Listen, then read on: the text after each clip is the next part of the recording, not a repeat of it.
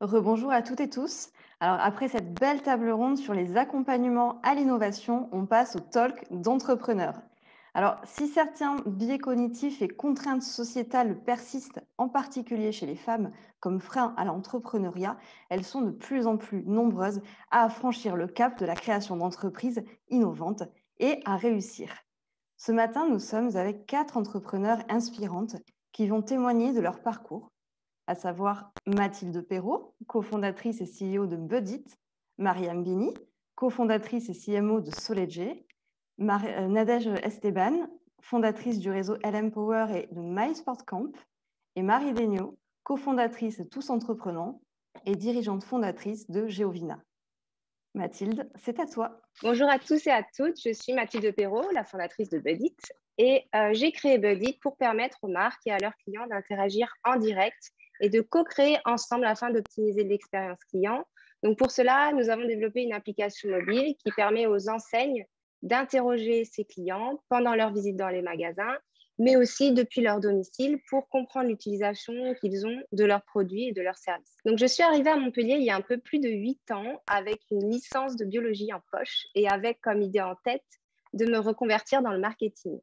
Donc, j'ai fait un master en marketing digital à l'IAE de Montpellier. Et c'est à l'IAE que j'ai découvert le concept de start-up, de pépinière d'entreprise, d'incubateur, et où j'ai commencé à comprendre un petit peu l'écosystème montpelliérain et occitan à travers des expériences dans des startups et dans des agences web, mais surtout lors de la participation à des événements. Conférences de presse, TEDx, inauguration de la French Tech, Connect Sud, IT Day, DigiWorld Summit, Meetup, Salon Entrepreneur, Startup Weekend et bien sûr les événements de la mêlée. C'est comme ça que j'ai commencé à développer mon réseau pendant mes études. Et donc, quand j'ai eu l'idée de Budit pendant mes études, je n'étais pas certaine de me lancer dans l'entrepreneuriat. Je pensais que c'était réservé aux personnes d'au moins 35-40 ans qui avaient déjà une expérience. À ce moment-là, j'étais encore étudiante, j'en avais à peine 25 et quasi aucune expérience. J'ai donc pitché un maximum mon projet partout où j'allais, à tout le monde, pour voir si ça valait vraiment le coup de se lancer. Et à ce moment-là, je faisais mon stage de fin d'études à Londres. Et du coup, j'ai pitché en anglais, en français. J'ai pitché Budit à tous mes collègues, à mes amis, à toutes les personnes que je pouvais rencontrer dans tous les événements que je faisais à Londres. Et j'ai même rencontré d'ailleurs Frédéric Mazella, le fondateur de Blablacar, et Paulin de Menton, le fondateur de Drivey, avec qui j'ai longuement échangé sur l'entrepreneuriat. Et ça a fini de me convaincre pour me lancer. Ensuite, je suis rentrée en France et j'ai demandé des conseils à des start-upers. Je me suis construite une culture start-up, notamment avec les vidéos de Coup d'État de The Family. Et j'ai complété mon business model Canva et je me suis inscrite à des concours. 2 mois plus tard, mon premier pitch devant un public, c'était un désastre. Mon PowerPoint ne fonctionnait pas, il n'y a rien qui fonctionnait, c'était hyper scolaire. À ce moment-là, j'avais pas de produit, pas d'équipe, pas de financement, pas d'entreprise, j'avais rien. Mais j'ai pitché mon entreprise, il y avait au moins 100 personnes dans la salle et néanmoins, mon idée plaisait. J'ai eu des retours de coach pour m'améliorer, des jurys pour m'encourager, mais aussi des autres start-upers pour me lancer. Et ça, c'était hyper formateur pour moi parce que ça m'a donné un objectif à atteindre. Je me suis fixé un objectif en les voyant pitcher leur projet, en voyant comment ils faisaient, en voyant comment ils arrivaient à convaincre l'audience. Ils m'ont donné des conseils pour accéder à des financements et ça a été hyper formateur pour moi. À ce moment-là, donc j'étais vraiment toute seule, sans produit, sans équipe. La seule personne qui me soutenait, c'était mon mec. Donc, petit à petit, en fait, à force d'être présente dans les événements, de me faire remarquer, de démontrer ma ténacité, ma persévérance, j'ai commencé à prouver ma valeur et j'ai intégré le BIC de Montpellier, donc un incubateur de start-up. J'ai gagné plusieurs prix à plusieurs concours. J'ai gagné un prix au Créathlon, j'ai gagné le premier prix au Startup Weekend de Montpellier, après avoir participé à celui de Toulouse et de Grenoble. Et puis, j'ai signé mon premier client. À partir de là, j'ai arrêté tout ce que je faisais à côté. Je me suis consacrée à 100% à Budit. Et à force de participer à ces événements, j'ai réussi à convaincre plusieurs personnes de se lancer avec moi. Et aujourd'hui, nous sommes 3 associés dans Budit. C'est en rencontrant un maximum de personnes que se sont créées des opportunités, des signatures de contrats, des participations à des programmes d'entrepreneuriat, des interviews, des propositions de projets croisés. Par exemple, l'une des personnes qui m'avait prise en stage est devenue mon mentor aujourd'hui. et m'a présenté à des entrepreneurs qui ont plusieurs points de vente. Ça m'a permis au tout début de Budit de mieux comprendre leurs besoins et de mieux cerner leurs besoins pour répondre le mieux possible à leurs demandes, en fait. Il y a aussi, par exemple, une personne qui m'a recommandé pour participer au programme Femmes Entrepreneurs by Orange. Et on m'a également recommandé pour le concours French IoT de La Poste. Donc, tout ça pour vous dire qu'il faut en fait confronter vos idées, vos projets devant un large public. Il faut faire de rencontres, il faut aller vers les gens. Il n'y a que comme ça que vous pouvez vous enrichir, avancer, progresser. Sans réseau, sans connaissance, il est très difficile d'avancer. Alors, c'est clair qu'en ce moment, ça peut paraître compliqué de participer à des événements, mais en fait, non. C'est encore plus simple parce qu'on n'a plus besoin de se déplacer. Ça demande les frais sont réduits du coup pour participer à ces événements. Il suffit d'avoir une connexion Internet puisque tous les événements et les salons sont digitalisés aujourd'hui. Par contre, il faut se faire remarquer, il faut poser des questions, il faut ajouter les intervenants sur LinkedIn pour continuer les conversations. Il faut être proactif, se mettre en avant, prendre la parole pour être vu, entendu, se faire connaître. Et vraiment, ce matin, je voulais vous faire passer ce message parce que selon moi, le meilleur moyen de créer des opportunités, c'est de développer son réseau. Donc, c'est le message que je voulais vous faire passer ce matin, c'est entourez-vous et allez à la rencontre de votre écosystème pour construire votre réseau. Merci beaucoup Mathilde pour ton témoignage à destination des entrepreneurs qui nous regardent et également des porteurs et porteuses de projets. C'est à Mariam maintenant de nous partager son expérience. Merci Amandine. Bonjour, donc moi je suis Mariam Bini, cofondatrice de la société Soledge, qui est une entreprise qui a innové il y a maintenant 10 ans dans le monde de l'audio haut de gamme en proposant ses propres produits hi-fi à destination des audiophiles. Et suite en fait à des participations à des salons type Business France et autres au CES de Las Vegas, on s'est aperçu que nos produits qui étaient très compliqués à produire en fait devaient en fait intéresser beaucoup plus au niveau on va dire innovation et brevet, donc en vente directe de notre innovation. Donc on s'est comme on dit dans ce qu'on appelle le monde des startups, on a fait un pivot et ce pivot a été donc effectué en 2016 où depuis 2016 on vend notre technologie.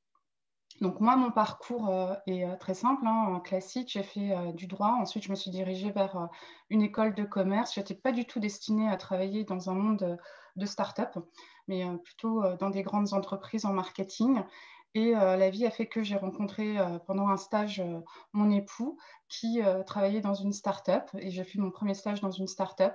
Et je me suis aperçue qu'en fait, c'était un monde qui était juste passionnant parce qu'on avait énormément de choses à y apprendre, plus que dans un grand groupe où finalement, on avait à disposition tous les outils pour mener à bien une action marketing de A à Z, mettre en place une stratégie, ce que l'on ne fait pas, en tout cas à mon époque, ce que l'on ne faisait pas dans des stages dans des grands groupes ou dans des entreprises un peu plus structurées.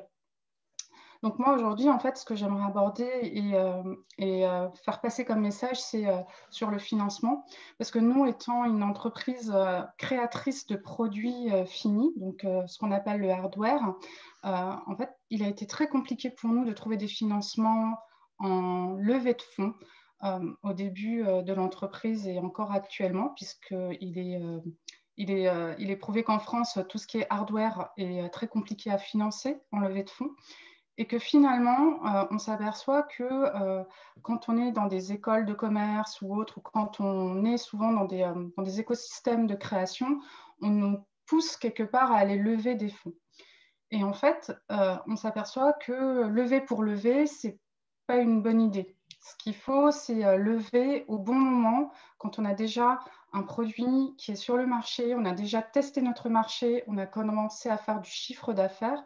Et à partir du moment où on prouve qu'on a cette traction, ce qu'on appelle une traction, ça permet aussi de donner de la valeur à l'entreprise et finalement aussi donner de la valeur au travail que l'on a effectué et de ne pas se faire diluer, ce qu'on appelle, c'est-à-dire se perdre dans les levées et dans les tours de table au niveau aussi de ces actions au sein de l'entreprise.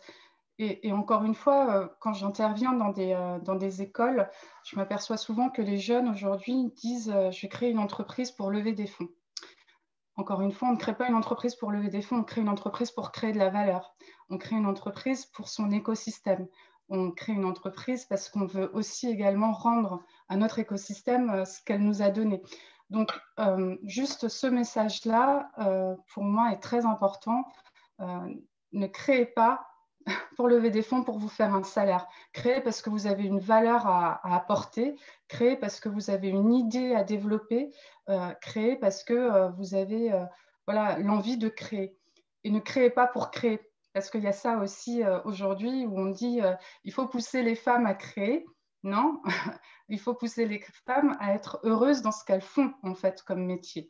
Donc effectivement, aujourd'hui, créer parce que vous avez envie, parce que c'est un poste que vous n'avez pas aujourd'hui, auquel vous n'avez pas accès. Créer parce que c'est pour vous en tant que femme, votre développement personnel. Et encore une fois, même quand le jour où vous irez lever des fonds, parce qu'il y a ça aussi, on dit souvent que les femmes lèvent moins que les hommes.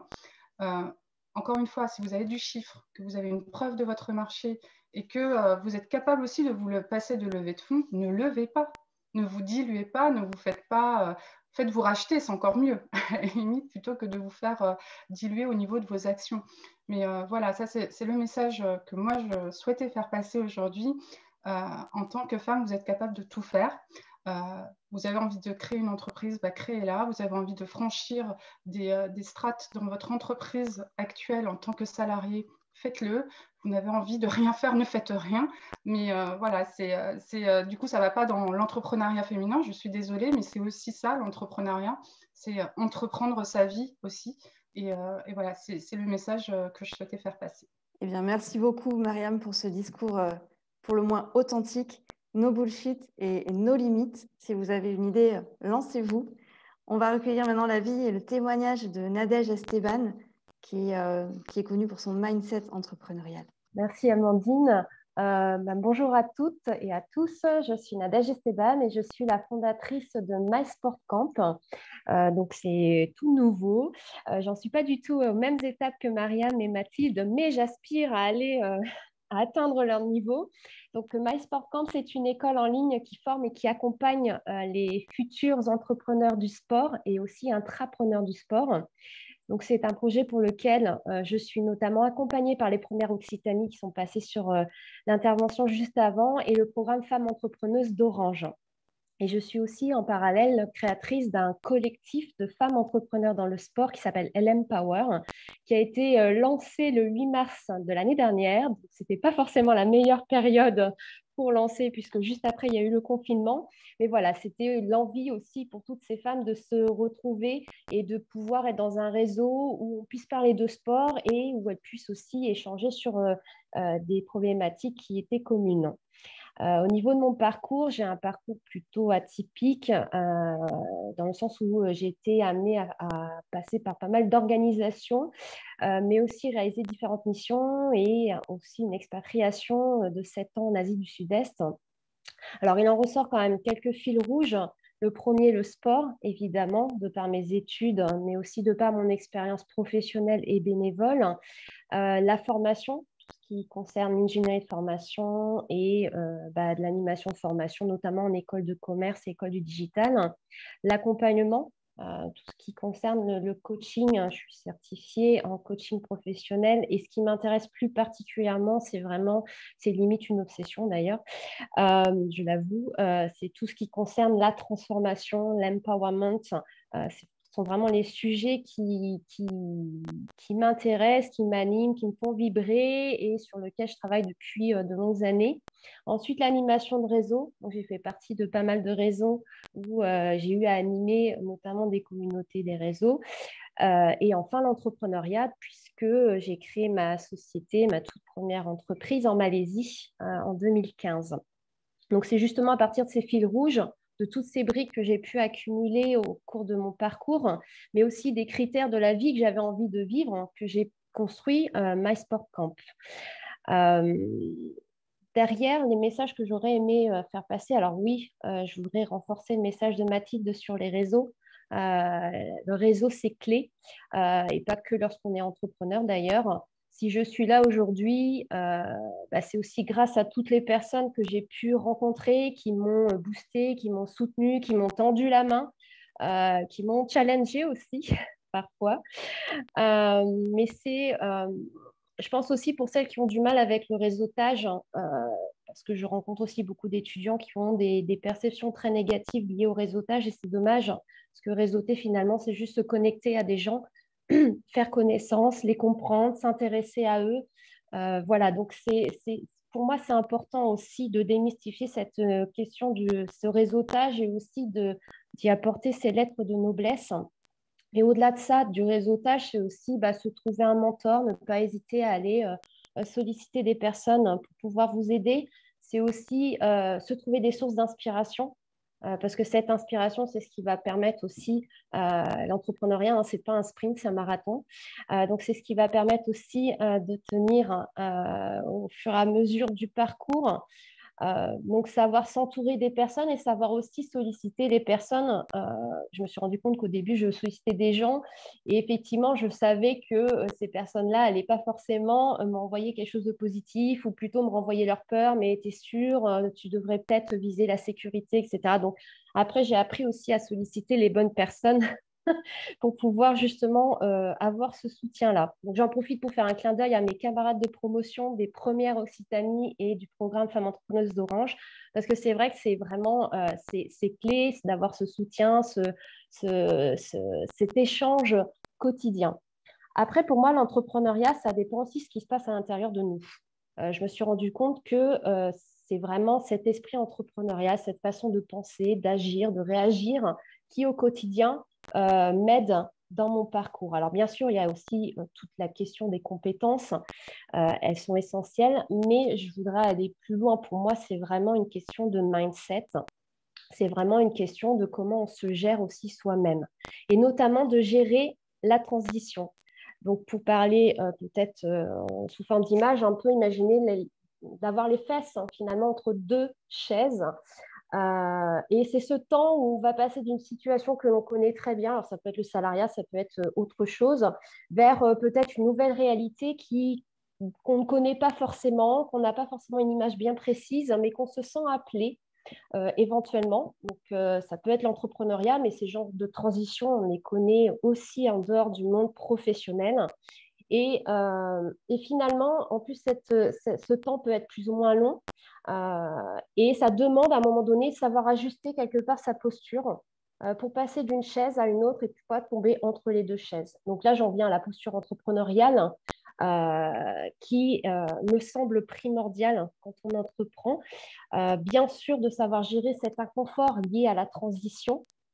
Ça aussi, et c'est pas toujours simple, même quand on est déjà un peu plus avancé. Voilà, donc je vais conclure parce que je ne voudrais pas être trop longue. En tout cas, je pense que effectivement, pour moi, l'entrepreneuriat, c'est avant tout comment vous allez vous gérer intérieurement. Merci beaucoup pour ce partage riche, Nadège. Maintenant, c'est à Marie Degnaud de nous partager son expérience et son parcours entrepreneurial. Oui, bonjour, merci m'avoir conviée en fait à cet événement. C'est super important pour moi de participer parce que j'avais un message fort à transmettre aussi. J'ai vu que le titre c'était Yes Chicane et oui, effectivement, je crois que quand on veut, on peut. Ça, c'est la première chose. Alors, juste pour vous dire, donc moi je suis effectivement la cofondatrice et dirigeante de Geovina. Donc, Geovina, c'est quoi? C'est une application mobile qui permet en fait aux onotouristes, aux touristes français ou étrangers de repérer autour d'eux tout ce qui est domaine viticole, cave, caviste, bar à vin, restaurant, les dégustations, les balades, les visites, enfin voilà, tout ce qui va toucher au tourisme viticole. Ça, c'est la première chose. Et puis aujourd'hui, je suis un peu plus dans la transmission. Et je suis dans la jeune génération où j'interviens dans les collèges, les lycées, mais aussi les écoles, les universités, pour dire aux jeunes, oui, vous pouvez avoir des idées et les transformer en quelque chose de positif pour vous. Alors que ça peut être entrepreneuriat ou pas, ça peut être la création d'entreprise, mais en tout cas, voilà, chacun de nous a des compétences des savoir-faire, des savoir-être, et on peut les transformer de façon très positive. Voilà, donc on peut entreprendre sa vie. Donc ça, c'est le message fort. C'est les deux, voilà, ce sont mes deux casquettes aujourd'hui. Mon parcours assez rapidement, et c'est là en fait aussi où vous allez comprendre pourquoi quand on veut, on peut. C'est que moi, je n'étais pas du tout prédestinée à être start-upeuse, mais alors pas du tout. J'ai fait un bac économie, j'ai fait une école de commerce et puis je suis partie à l'étranger. J'ai travaillé pour un grand groupe, Alstom, Areva, dans les affaires internationales pendant 6 ans. Et puis en fait, je me suis beaucoup ennuyée. Voilà, j'avais un bon job qui rémunérait super bien, mais alors ça ne me correspondait pas du tout. Donc, du coup, je suis partie. Voilà, j'ai claqué la porte, j'ai pris le risque. Mais c'est ça aussi, hein, c'est avoir l'audace de faire les choses quand on n'est pas bien où on est. Il faut aussi oser et avoir l'audace. Et je pense que c'est ça aussi qui est important dans la vie.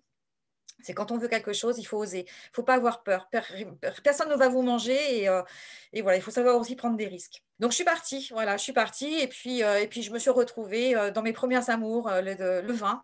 Je n'étais pas tombée dedans quand j'étais petite, mais j'avais voilà, des familles de vignerons.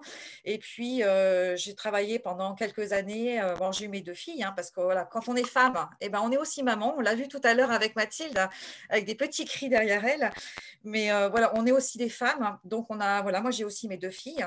Donc, je me suis occupée pendant 5 ans. Donc, j'ai fait une petite parenthèse aussi dans ma vie de femme, mais toujours avec cette petite idée que j'allais un jour faire quelque chose d'intéressant et que j'allais entreprendre. Donc, en fait, je me suis arrêtée pendant 6 ans. Voilà, j'ai des caps de 6 ans dans ma vie. Bon, ça, il faut le savoir. Et il m'arrive à un moment donné, à l'aube de mes 40 ans, où en fait, je me suis dit, voilà, j'ai une idée. Donc, je travaillais dans la partie viticole. Hein, j'étais responsable de communication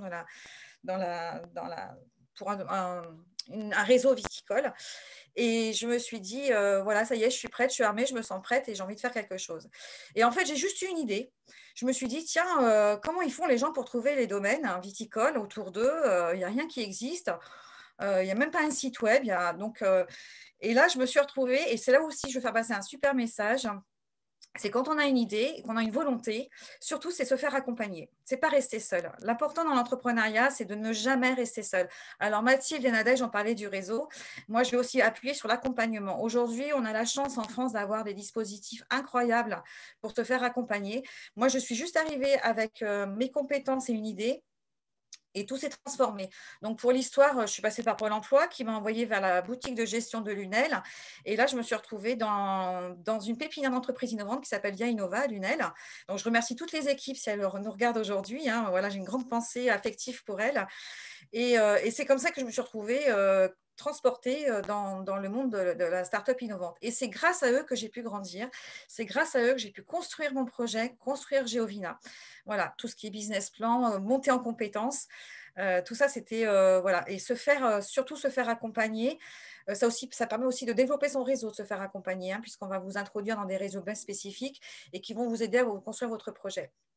Voilà, ça c'est c'est cette partie-là que je voulais transmettre. Et puis après, aujourd'hui, je suis dans la transmission avec Tous Entreprenants. Donc là, c'est c'est pas une start-up, c'est une association, mais comme en start-up, hein, avec beaucoup d'agilité, avec beaucoup de…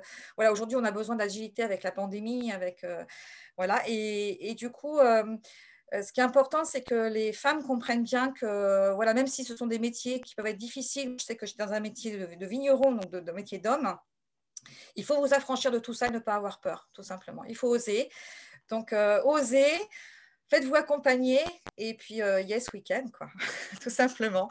Donc, voilà, après, ça me fait vraiment plaisir d'être là et de transmettre ces choses positives pour les femmes qui veulent entreprendre. Alors, osez, faites votre réseau, construisez votre culture entrepreneuriale et faites-vous accompagner. Je crois que tu as tout résumé, Marie. En tout cas, merci à toutes les 4 pour vos talks, pour vos parcours et vos discours inspirants.